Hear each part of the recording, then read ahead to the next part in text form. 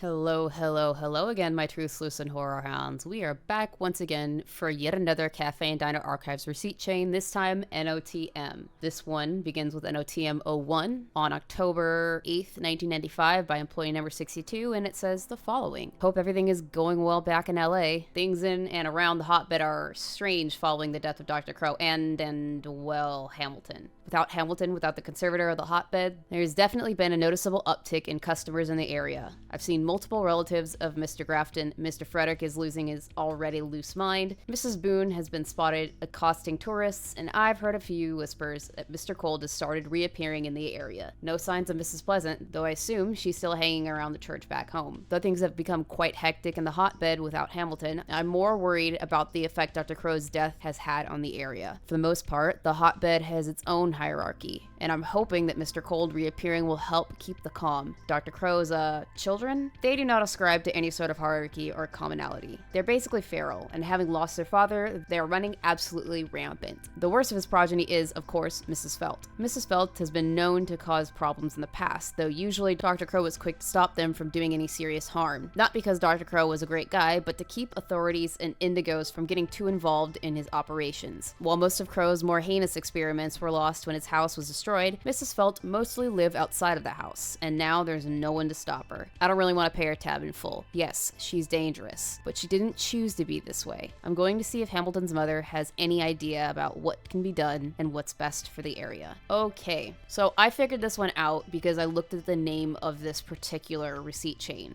They're all acronyms, and this one in particular is Night of the Melonheads. So it says, I felt Mrs. Felt would be in Baltimore by now. It's one word, and I decided on a whim to put in Melonheads, and I was right. So receipt number 2 was on the 15th of October, 1995 from employee number 62, and it says, the situation here has gotten steadily worse. Now the Melonheads seem to be out for blood. I'm not sure if it's to avenge their fallen creator or if they are just acting on some sort of feral instinct now. I've done my best to not engage with them, but unfortunately, I've had to kill a handful of them. As far as I know, they haven't had the chance to attack any tourists yet. Miro's been working overtime to keep them as contained as possible, but something's got to give. Speaking of, I met with Mira, albeit briefly. This will be more or less a recap for most of you, but her son, Daniel Hamilton, had taken over the family business of protecting the hotbed about 10 years ago. Within his first year of protecting the hotbed, Hamilton lost something important to Dr. Crow, leading to his steady rise in power. Fast forward to 1993, when the Cafe and Diner stepped in to help stop Dr. Crow from executing his first formal attempt at total world control. As you all know, we were successful minus the casualties. Dr. Crow recently made another attempt using Mrs. Zulfa, but we thwarted him again, minus the casualties.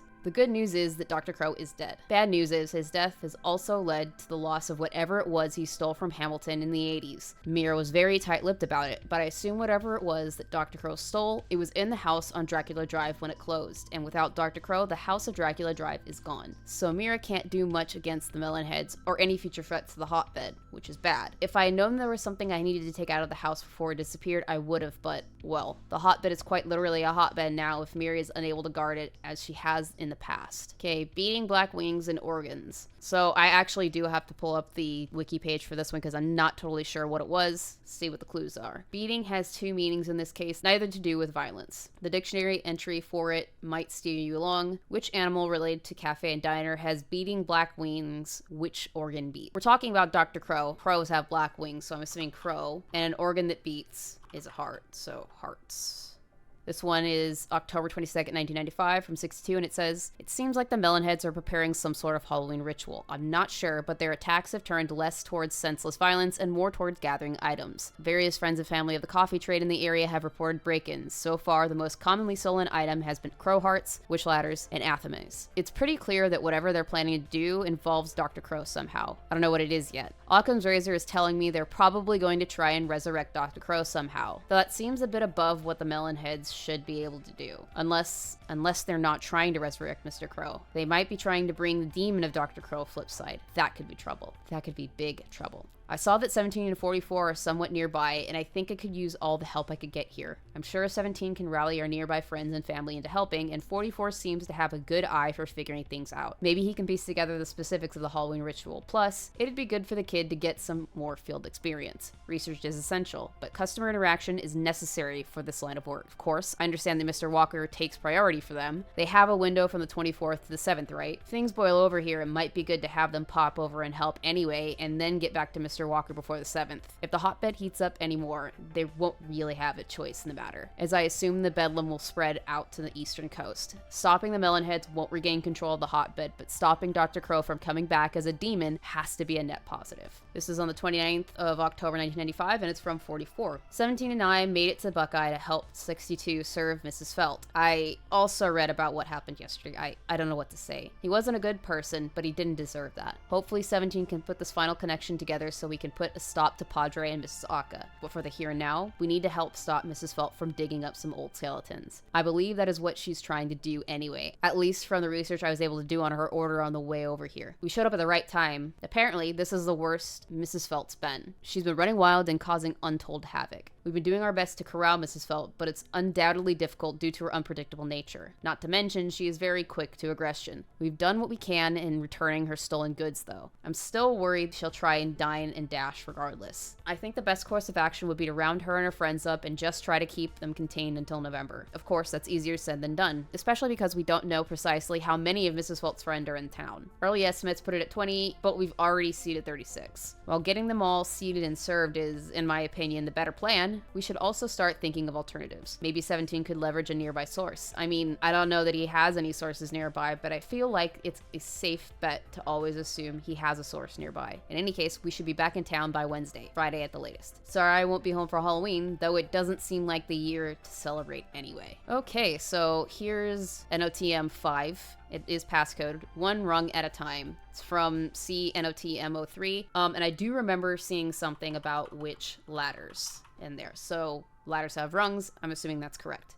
And it is. Day before Halloween in 1995, from Employee 62, it says, "These Melonheads are really starting to get on my nerves." I suppose the bright side of things is that they haven't been too outwardly malicious to tourists in the area. For all the weird occult science that has been done to them, they are still sort of kids, sort of. From all the reports we've been able to find, they've only resorted to playing pranks on the locals. Dark, weird, and twisted pranks, but they haven't attacked a regular tourist yet. They've attacked a few of our family, and they've definitely attacked us. But it's probably been in self-defense. We have been rounding them up after all. We've done the best we can to set up traps and barriers around the town to catch the stragglers, though it seems like Dr. Crow had a never-ending supply of Melonheads. I can only assume that whatever Halloween ritual the Melonheads have been putting together requires only one Melonhead to activate, so it might be a pointless effort to keep catching and detaining them. At least there will be fewer of them to contend with tomorrow. 44 has also narrowed down the most likely place for the ritual, the cemetery off Wisner Road. While Dr. Crow himself is not buried there, most cemeteries act as weak spots in the boundary lines between the flip side and other side. I'm expecting tomorrow night to be a bit of a long one. 17 has been busy trying to rally his own forces in the area. Last I heard, he was in talks with Mr. Clayton, though I'm not sure what good he'll be. 17 has also mentioned potentially having Mr. Frederick join the fray. We've also got Mira Hamilton with us. I assume we'll be fine, but it'll be a fight, that's for sure. All we can do now is keep trapping as many Melonheads as possible, and hope none of Dr. Crow's other experiments, like Mrs. Mill or Mrs. Armstrong, I guess he means show up. So this is also passcoded, and this is the last one, by the way. It says, "Entered the fray to save the day." There were only 2 people that were mentioned at the end that came in, and I'm assuming it's either Mr. Clayton or Mr. Frederick. Let's type in Mr. Frederick.